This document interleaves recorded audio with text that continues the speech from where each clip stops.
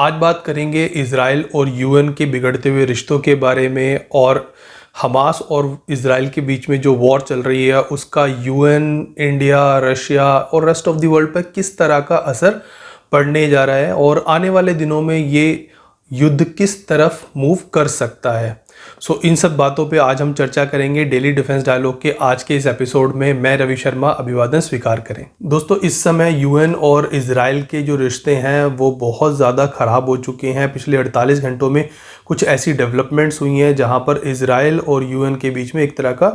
Tussle situation बन गया है और यहाँ पर यूएन लगातार ये कोशिश कर रहा है जब से ये वॉर शुरू हुई है 7 अक्टूबर के बाद से कि वहाँ पर जितनी भी कैजुअल्टी वहाँ पर हो रही हैं या फिर जितने भी सिविलियन वहाँ पर मारे जा रहे हैं उनको ह्यूमैनिटेरियन एड प्रोवाइड कराई जाए। इसके अलावा यूएन ने शुरुआती समय में हमास के इस अटैक की निंदा तो की, बट वो लगातार इजराइल के ऊपर भी ये प्रेशर बना रहा है कि वो वॉर को एस्केलेट ना करे, वो वॉर को ज़्यादा आगे ना बढ़ाए और वहाँ पर गाज़ा स्ट्रिप के अंदर जो ह्यूमैनिटेरियन क्राइसिस इस समय बना हुआ है, क्योंकि आप सभी को मालूम है कि इजराइल ने पूरे गाज़ा का वाटर सप्लाई, इलेक्ट्रिकल सप्लाईज़ और वहाँ पर फ्यूल एंड अदर जो सप्लाईज़ वहाँ पर लाइफ एसेंशियल सप्लाईज़ होती हैं उनको पिछले कुछ समय से कट ऑफ कर दिया है, जिसकी वजह से वहाँ पर एक मीहम क्रिएट हो गया है। वहाँ पर बहुत ज़्यादा कियोस सिचुएशन है। वहाँ पर हॉस्पिटल्स के अंदर पूरी मेडिसिन्स नहीं है, फ्यूल वहाँ पर नहीं है, इलेक्ट्रिसिटी नहीं है, कहीं पर पानी नहीं मिल रहा है। तो वहाँ पर बहुत ज़्यादा एक बड़ी प्रॉब्लम इस समय खड़ी हो गई है और लगातार यूएन इजराइल को इस चीज़ के लिए मनाने में लगा है कि वो या तो सीज़ फायर कर दे या फिर वो ह्यूमैनिटेरियन एड के लिए एक कॉरिडोर वहाँ पर इस्टेब्लिश कर दे। बट इजराइल इस डिमांड को पूरा करने के लिए बिल्कुल भी इंटरेस्टेड नहीं है, क्योंकि इजराइल लगातार ये कह रहा है कि जो भी मदद इजराइल की तरफ से भेजी जा रही है सिविलियन कैजुअल्टीज़ को अवॉइड करने के लिए, वो मदद सीधा हमास के पास जा रही है रेदर देन वहाँ पर जो हॉस्पिटल्स हैं उनके पास जाने के। और वहाँ पर अभी जो भी सप्लाईज़ वहाँ पर चल रही हैं वो बहुत माइन्यूट हैं, क्योंकि वहाँ के जो हॉस्पिटल्स हैं वहाँ पर दवाइयाँ नहीं हैं, वहाँ पर इलेक्ट्रिसिटी नहीं है और फिज़िकल कैजुअल्टी वहाँ पर बहुत ज़्यादा बड़े नंबर्स में अभी तक हो गई है। तो इसी वजह से यूएन लगातार इस चीज़ को प्रेशराइज़ कर रहा है। बट पिछले 48 घंटों में यूएन के चीफ जो एंटोनियो गुतेरेस जी हैं उन्होंने कुछ ऐसी बातें कही हैं जिससे इजराइल भड़क उठा है। उन्होंने सबसे पहले तो ये कहा कि हमास ने इजराइल के ऊपर जो अटैक किया है वो बेवजह नहीं है। दोस्तों, ये स्टेटमेंट बहुत ज़्यादा एक कंट्रोवर्शियल स्टेटमेंट है और इजराइल ने इस स्टेटमेंट के बाद एंटोनियो गुतेरेस के इस्तीफे की डिमांड की है और उन्होंने इसको कुछ इस तरह इंटरप्रिटेट किया है कि भाई ये एक स्टेटमेंट है जो कि हमास को सपोर्ट करती है। तो इजरायली मीडिया और इजरायली सरकार ने यूएन को ये कहते हुए धमकी दी है कि आप एक तरह से टेररिज्म को न सिर्फ सपोर्ट कर रहे हो बल्कि उसको जस्टिफाई कर रहे हो। इसके अलावा एंटोनियो गुतेरेस ने हालांकि बाद में इस चीज़ को डिफेंड करते हुए ये भी कहा कि भाई मेरी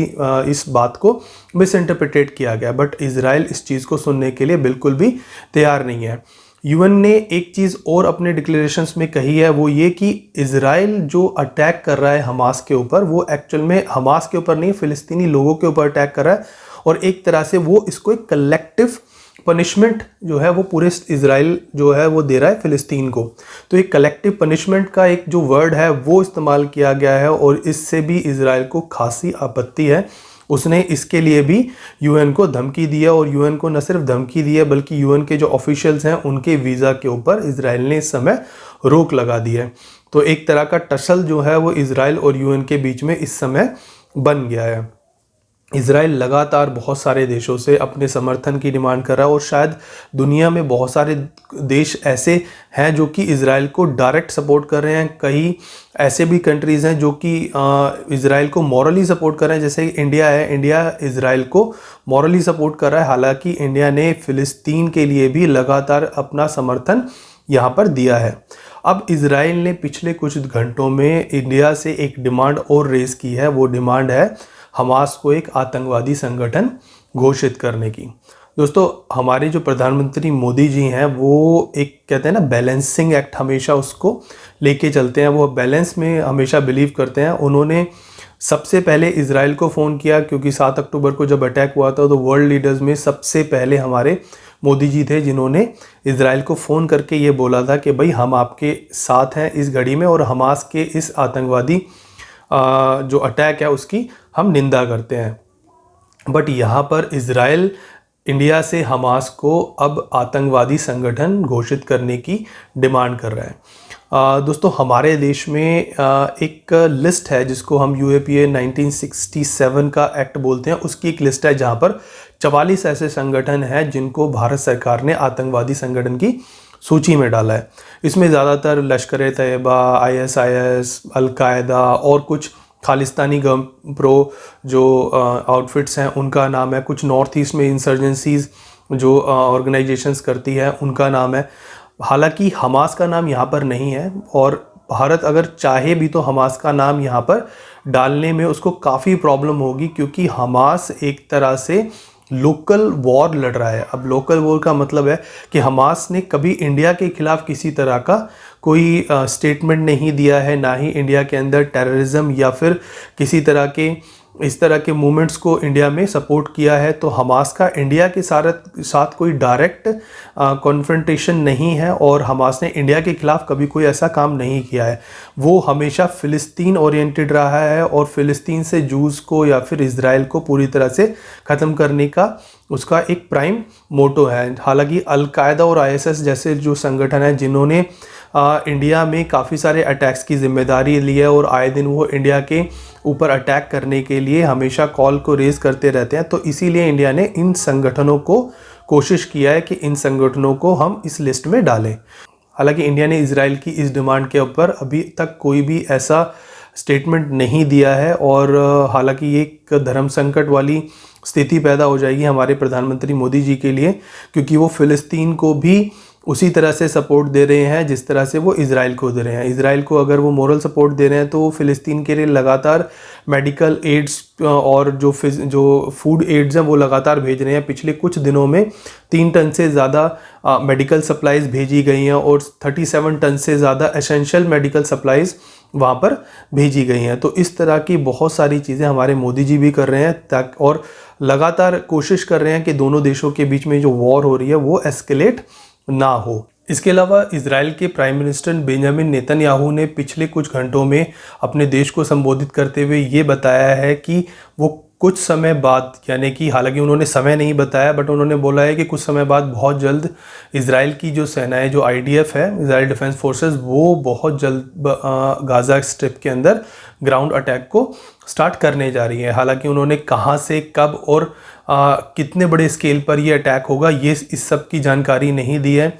दोस्तों इजराइल ये अटैक कब का कर चुका होता, बट उसको अभी तक भी कॉन्फिडेंस नहीं है, क्योंकि गाज़ा के अंदर बहुत बड़े एरिया में जो सुरंगें बनी हैं वहाँ पर हमास के जो मिलिटेंट हैं वो छुपे हुए हैं और एक तरह का बिल्ट अप एरिया में गोरिल्ला फाइट को अवॉइड करते हुए इजराइल हम बहुत कोशिश कर रहा है कि सिर्फ उन्हीं एरियाज़ में अटैक किया जाए जहाँ कारपेट बॉम्बिंग करके बहुत सारी बिल्डिंग्स को डिस्ट्रॉय किया गया है या फिर उन सुरंगों का पता लगा लिया गया है जहां पर हमास के लड़ाके इस समय मौजूद हों। तो इजराइल अपने सैनिकों को, हालांकि इजराइल के लगभग 3 लाख सैनिक इस समय गाज़ा को घेरे हुए हैं, बट इजराइल बिल्कुल भी ये चांस नहीं लेना चाहता कि उसके जो फौजी हैं, जो उसके सैनिक हैं, वो एक ऐसी सिचुएशन में घिर जाए जहां पर उनको गोरिल्ला वॉरफेयर का सामना करना पड़े, क्योंकि बिल्ट अप एरिया में फ़ाइट करना बहुत डिफ़िकल्ट होता है। सिविलियन पॉपुलेशन और मिलिटेंट के बीच में फ़र्क करना भी बहुत मुश्किल है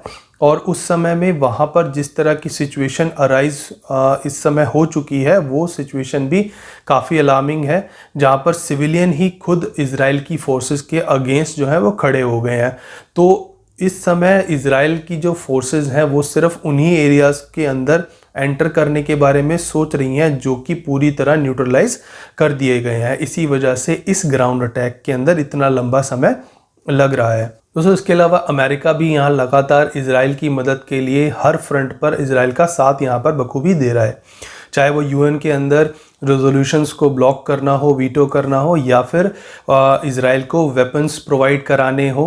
इन सभी मोर्चों पर अमेरिका इजराइल के साथ कंधे से कंधा मिलाकर डटा हुआ है। अमेरिका ने पिछले कुछ समय में 2 न्यूक्लियर पावर्ड जो एयरक्राफ्ट कैरियर्स हैं वो खाड़ी की तरफ रवाना कर दिए हैं। इसके अलावा F-16 एयरक्राफ्ट्स को वहाँ पर भेजा गया है। 2000 से ज़्यादा सैनिकों को स्टैंड बाय पर वहाँ पर रखा गया है और अमेरिका लगातार ईरान को ये धमकी दे रहा है कि वो इस युद्ध से दूर रहे। हम सभी जानते हैं कि हमास ने जो अटैक किया है इज़राइल के ऊपर, उसमें बहुत बड़ा हाथ जो है वो ईरान का है। ईरान ने ही हमास को वेपन्स प्रोवाइड कराए, उनको टेक्नोलॉजी प्रोवाइड की और कुछ मॉनेटरी बेसिस पर भी उसको हेल्प ईरान ने यहाँ पर प्रोवाइड की है। तो ईरान को दूर रखने के लिए अमेरिका वो सारी चीज़ें कर रहा है जो कि वो खाड़ी के देशों में कर सकता है। बट यहाँ पर अमेरिका के लिए भी एक बड़ी जो है डायलेमा क्रिएट हो गया है, वो ये कि अमेरिका खाड़ी के देशों में जो कि मुस्लिम देश हैं उनको इस चीज़ के लिए मनाने में बहुत ज़्यादा उसको प्रॉब्लम आ रही है, क्योंकि ज़्यादातर खाड़ी के देश इस समय इज़राइल के अगेंस्ट है और फ़िलिस्तीन के साथ हैं। बट फिर भी अमेरिका किस तरह से इस चीज़ को मैनेज कर रहा है, और यूक्रेन और रशिया वॉर से अमेरिका का ध्यान अब बहुत हद तक हट चुका है और ये चीज़